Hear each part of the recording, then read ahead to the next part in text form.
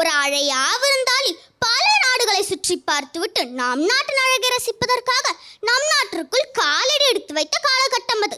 அந்த காலகட்டத்தில் சரித்திரத்தில் அதுவரை இடம்பெறாத பல நிகழ்வுகள் இடம்பெற்றது. அதில் ஒன்றுதான் கொரோனா பேட்சும். நானும் கொரோனா பேட்ச் ஒரு அங்கம்தான். உங்களுக்கெல்லாம் ஒரு குழப்பமாக இருக்குமே, எப்படி கொரோனா பேட்ச் ஆவான்னு. நீங்கெல்லாம் குறிப்பிடும் கொரோனா பேட்ச் கொரோனா காலகட்டத்தில் தங்களின் கல்வியாண்டை நிறைவு செய்தவர்கள். ஆனால் நானோ அதே கொரோனா காலகட்டத்தில் என் கல்வியாண்டிற்குள் காலடி எடுத்து வைத்தவர்.